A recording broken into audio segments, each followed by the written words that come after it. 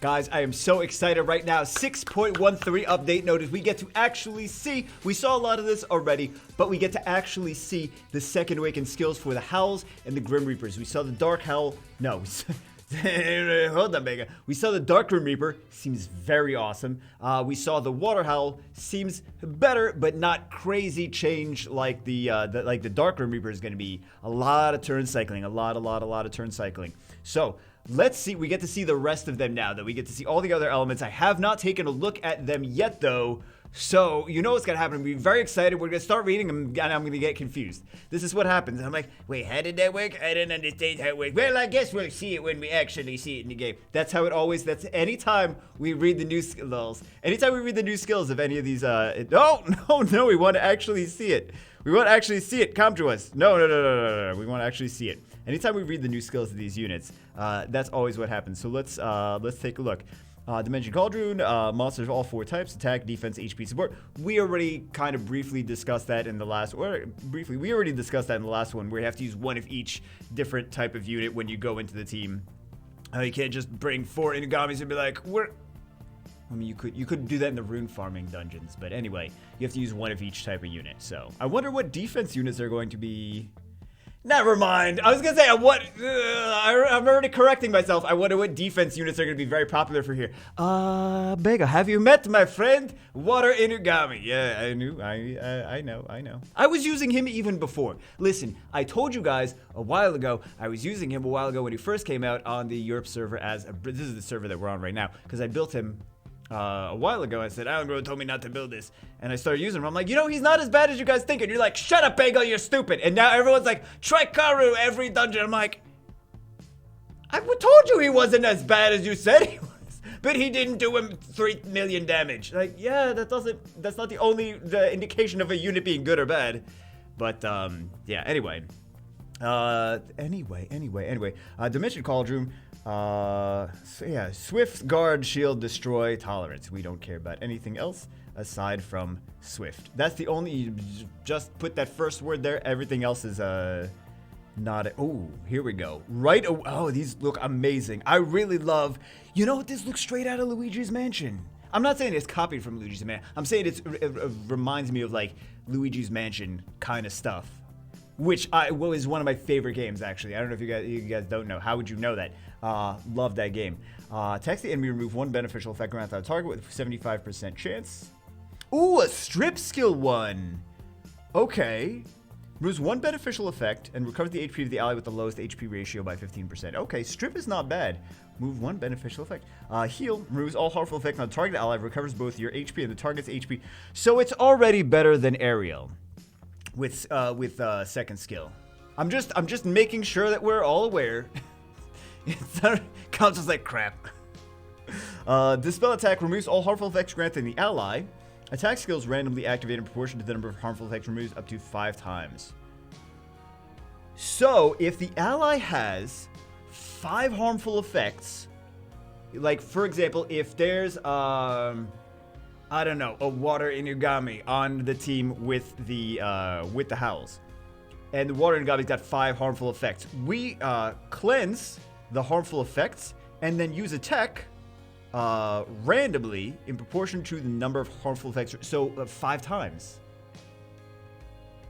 And it's it looks like it's 5 times it hits random enemies. So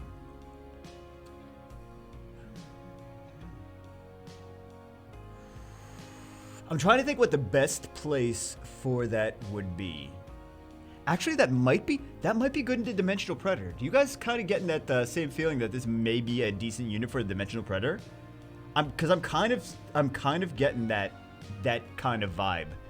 Maybe I'm wrong, but I'm kind of getting that kind of vibe. Anyway, the water ones we already kind of saw. First one does not do the strip beneficial effects. You know what? That fire, the fire howl is also could be good against, could be good in dragons. Considering, I mean, if you don't have a Trikaru team, maybe. I mean, it's got some strips, it's got some cleanses, so maybe as a stripper cleanser, maybe as, you know what? Let's move on. Let's move on. Second one is actually different. The heal is different on the water ones. Remove all harmful effects on the target ally, grants immunity for 1 turn. So the other one didn't do immunity. Additional recovers both your HP and the target's HP by 25% each. Still better than area.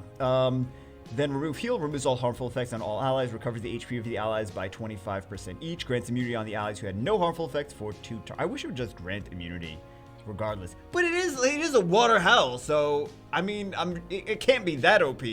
So you know what? We're fine. It's fine. It's fine. Wind one. Very excited to see the skills in the wind one because it was not anything before. I mean, at least Lulu was useful before, like could be used.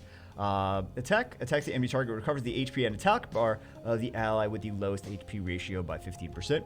Dispel removes all harmful effects on you and the target ally and recovers your HP by 25%. And then attack heal, the third skill, attacks the enemy target, recovers the HP of all allies by 50% of the damage dealt.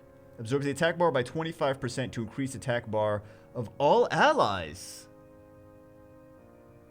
Wait, what is his base speed? Because that's an attack age boost of 25%. I don't think the base speed is anything crazy. But, yeah, this is kind of interesting. Absorb attack bar by 25% to increase the attack bar of all allies. And recovers HP by... But it's a support unit. Here's the thing. These are all support units, so the wind one is going to do damage, but it's not going to do a crazy amount of damage because it's just a support unit. So let's take a look at the light one. Is going to be very interesting. Attacks the enemy target, recover the HP, right, for the first one. Just a regular attack.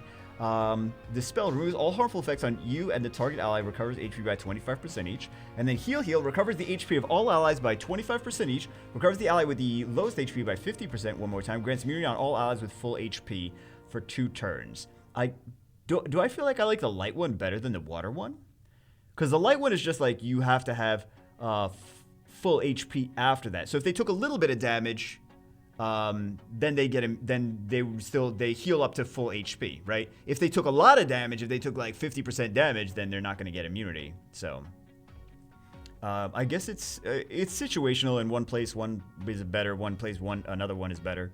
But I feel like the light one seems cooler. Okay, so let's take a look at the dark one now. Attacks the enemy target, recovers the HP of the ally with the lowest AP ratio by 15%. Shield proportional to the amount of damage. Shields proportional to the amount of damage dealt for 2 turns. It's not going to do a lot of damage. It's a support unit, so it's not going to be a big shield. Recovers. Well, it's proportional to. We'll see. I told you guys. We'll see where we actually use it. Heal removes all harmful effects on target ally, recovers your HP and target's HP by 25% each. And then attack. Third one, right? I'm curious to see the animations of these, but I guess we'll see them soon enough. Attacks the enemy target to inflict damage, steals the beneficial effects on the enemy, transfers harmful effect granted on yourself. Interesting. Steals beneficial effects on the enemy. You and the target's attack power, including the boss, will be switched while the skill's on cooldown if the target's attack power is higher than yours. Yo, wait a second. I mean, excluding the boss, right? Damn. But this is cool. This is a budget Hertite. Again, excluding the boss, but this is steals beneficial effects on the target and steals their attack power. So if you have like an enemy, if like for example, if you're going up against like Theomars and Wusa in Guild Wars, right? Or like Perna and Wusa, right? You use this on Perna, you steal the immunity and the shield, and then you take Perna's attack power, and then Perna does no damage. That's pretty cool. Okay, I'm excited about that one now. Okay, let's take a look at the Grim Reapers. Fire Grim Reaper first. Reaps the life of the enemy with the Deadly Scythe. Acquires an additional turn if the enemy dies. He's always done that. Deadly Swing. Attacks all enemies with Deadly Scythe. Inflicts continuous damage for 2 turns. Always lands a critical hit. Oh, this didn't use to do continuous damage for 2 turns on the second skill. So now it's got continuous damage as well. It used to be his third skill that does continuous damage. Living Hell's passive now. Increase amount of damage all allies and enemies receive from continuous damage by 2 times. Disturbs HP recovery for 2 turns with 50% chance. Inflicts continuous damage if you attack an enemy on your turn.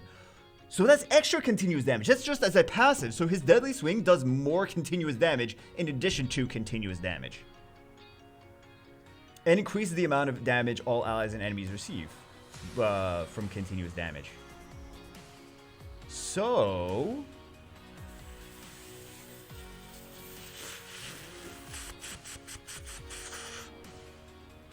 this could, I don't want to say it out loud. This could be very interesting for some new dungeon teams for, like, for example, like, let's say Punisher's Crypt, right? Extra continuous damage if you're using continuous damage for Punisher's Crypt or whatever. That's very interesting. That's very interesting. Extra continuous damage here. Okay, then the water one, Grim Scythe, attacks the enemy target. Oh, so he's got extra on his skill 1. Attacks the enemy target, Deadly Scythe to inflict continuous damage for 2 turns, 50% chance. It requires additional turn if the enemy. So he just has more continuous damage with. He didn't used to do continuous damage on skill 1. Now he does. 50% chance. Plague spreads a plague to all enemies, continuous damage for 2 turns, which he always did. Frozen Soul used to be a single target, freeze, and speed break. Now it is attacks the enemy target, removes all beneficial effects. Decrease attack speed and freezing chills and freeze the target for 1 turn. Okay, so was it always a 3-turn speed break? But this just strips now. So strip into a freeze and a slow for 3 turns. Removes all beneficial effects. That's pretty cool. Unfortunately, like, these are, we'll see what the stats are after their second awaken. I guess we'll see the stats soon. But yeah, the base defense was rough. And the base speed on these guys was rough too. Okay. So that seems cool. I like the extra continue. I like the fire one. The continuous damage, extra damage from continuous damage is pretty big for continuous damage teams. Especially in these new dungeons where, like, we think about, like, oh, a lot of it is continuous damage. Use a continuous damage team, use it. This could change, the fire one could change a little bit the dungeon. I don't know. I'm feeling like it could be something that shakes up the meta. That's what I'm feeling, man. That's what I'm feeling, because it's extra damage from continuous damage. Increase the amount of damage all allies and enemies receive from continuous damage by 2 times. Yeah, that's big. That's a big passive. That feels like a game-changing passive. Maybe I just want to love Soth. Maybe I just want to love Soth again. All right, guys. Grim Scythe. Okay, Wind 1. Grim Scythe reaps the enemy. The Deadly Scythe requires additional turns. The enemy dies. Resets the cooldown of death penalty. So that's a triple hit. It was a triple hit, and if the enemy died, it would reset the thing on death penalty. Now it just does it with skill 1-2. Deadly Swing inflicts damage to all enemies with Deadly Scythe. Critical hit if the enemy's HP is 30% or lower, which it's always done that, not anything different. Death penalty attack target 3 times with Wind of Heavens, absorbs the attack bar by 30% each.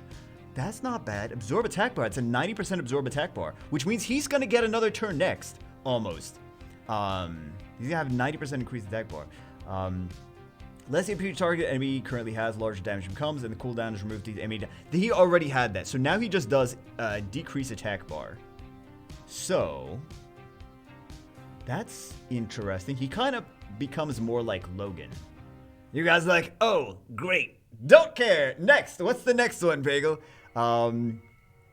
Yeah, that's interesting. I don't know if that makes him, like, super OP, but that could be, like, a decent unit for... It's still multi-hit, but it could be a decent unit for, like, Giants, maybe, for early game. I don't know, maybe. Maybe. I guess we'll see. Light one. We're going to see a remake of that video. Reaps the life of the enemy with a Deadly Scythe, inflicting damage which ignores all effects that resist death. Okay, ignores all effects that resist death, which means it ignores... so this is interesting now. This is interesting. It ignores Miho, it ignores Triana, it ignores what else that resists death? Huadam, things like that. Okay, interesting. Requires additional turn if the enemy dies. So that is a Miho counter, but Miho is going to destroy him because he's got low base defense. So we'll see how much the defense increases with the 2A. Deadly Swing attacks all enemies Deadly Scythe to decrease the attack bar by 30% each. Stuns the enemies for... So that's Deadly Swing. That's not even Judgment. AoE, attack bar decrease, and stuns enemy with 30% or lower HP for 1 turn. That's interesting. That's a potentially nasty one. It is conditional on the enemy having 30% or lower HP, but that's very similar to the Light Cobalt Bomber a little bit with his skill 3, right? Decreased attack bar and stun. Judgment bring inevitable judgment upon all enemies, stunning them, decreasing their defense for 1 turn, inflict damage proportion to the enemy's max. That has not changed. So it's the Deadly Swing. It's the first skill and the second skill that has changed. Okay. And then we've already seen the dark one, which does instantly gains another turn with skill 2, and then also does the skill 3 attack bar increase, which he turn cycles more. So a lot of interesting stuff here. Honestly, I think the Dark Owls are cool. Excuse me. I think the Dark Owls are cool. I think I want to play with some of these units. So we'll see. I think the Fire Grim Reaper could change. Maybe I'm just doing bagel things and be like, I think he's gonna be amazing. Like Bagel, not everything is. He's not amazing. You think everything's gonna be amazing, and then we see it in action. It's not amazing. That extra continuous damage in a continuous damage team. You only have to do. Here's the thing: if you would normally do enough continuous damage, blast it. That he's gonna be insane with Tattoo. Fire Grim Reaper and 2A Fire Pixie is gonna be insane together. Like that's just what I'm feeling. Those units are gonna be insane together. Feels like it. Yeah, and then we have Ancient Rune Crafting for these, which is just the Dimension Cauldron. I think that's how it's supposed to be pronounced, a cauldron. Like the witch pot, the pot that witches cook soup in or whatever. Yeah. Profile record, new records, maximum star acquisition, hell mode. What? Guild you have joined has been added. What? Best clear record for each dimension dungeon has been added. Okay. You can now craft legendary summoning pieces 3 times a week instead of 2 times a week. I don't think that those are really great to craft anyway. Some people that love to throw away their 4 stars are going to be very excited, but yeah, for legendary scrolls, that's just 6 4 stars that people are going to just throw away every week, where they should probably be keeping them because then they're going to regret throwing them. But yeah, people throw away things that they regret throwing away later. Remember, guys, I don't know what I'm telling you to remember. Balance patch might be coming soon. So, don't just throw away a bunch of monsters right now. You don't know what's going to get balanced. Convenience improvement. Selected goals in the Trial of Ascension. Hell will remain the same even if you reconnect to the game. I don't know what that means. Selected goals. Oh, I know what it means. If you select like if you want the extra goals in the game, if you do TOA Hell, you know what I'm talking about. Because it would reset every time. Like if you didn't do it and you like exit out and then you go back, it would reset and it wouldn't keep your goals. And you're like, oh, I'm doing great this time. It's like, oh, they reset the goals to not have goals. Enhancing monsters or summoned monsters healing shrine. The display effect has been approved. See, okay, we don't care about any of that. Preview of Elia riding the ride when you preview a World Arena shop. I could not care less about that. That is like the least thing that I care about. What about fixing World Arena? How about that? No? Okay. Repeat battle bug fixes. Issue detect the numerical range of the sub-properties. Issue chat. Boss attacking order. Not being safe from time to time. Fixing the issue of this list of found secret dungeon not refreshing. Bug fixes. Fixed an issue of Nyx's passive not activating against Thrain's Doomsday skill. I mean, that was a bug that wasn't even in the game for us yet. Lols. Fixed an issue of Shushu's, Shushu. Skill targeting a wrong monster under certain situations. Cha-Cha's attack. Oh, now they're fixing all these monsters. Lols. Summoners can use collaboration monsters and original monsters. Yes! Okay. So, now, this is a big one. Summoners, well, if you play RTA, summoners can now use collaboration monsters, original monsters, and World Arena Goodwill match included after the World Arena Season 15 tallying. So, that means Street Fighter units are in RTA now. After Season 15 tally, Street Fighter units are going to be in RTA. Kenji is so excited right now. He just pooped a little bit. I can smell it. Limited time special pack, Ancient Transcendence pack, which we talked about in a couple of videos already. Ancient Transcendence scroll, a 5-star that you don't possess, which is crazy. And then some Q&A stuff, blah, blah, blah, on the Transcendence. So, yes, blessing not applied, etc., which we already kind of knew. Let me check that while we're here. Let me check. Like, what are you going to check? I'm going to check that the thing over here. How fast is that? 90, yeah, this is 99. I was like, is that like 120 base speed? Because if it's 120 base speed with a 25% attack age increase, that could be interesting. But it's 99, which means not really anything. But anyway, very excited. I am very excited about. What am I the most excited about? I'm excited about the Soth the most. I'm excited for a few of them. I want to see their animations. I kind of just want to see the Howl's animations to see how cute they are. I think some of those things might be pretty nice for Dimension Predator. I think some of those things might be nice for TOA Hell. Consider some of these units may be really good for TOA Hell. I'm thinking more of the Grim Reapers, but yeah, some of them may be really good for TOA Hell. And then Dimension Predator. So anyway, that's it for this one. I'm going to go upload this now because I'm sure you guys are going to yell at me for being late in uploading it. But anyway, that's it for this one. Hope you guys enjoyed it. Hope you guys are excited. I will see you as always. Let me know what you think in the comments below. I will see you as always. It's probably soon because we're going to do another video as soon as it drops too. Anyway, I'll see you as always in the next one.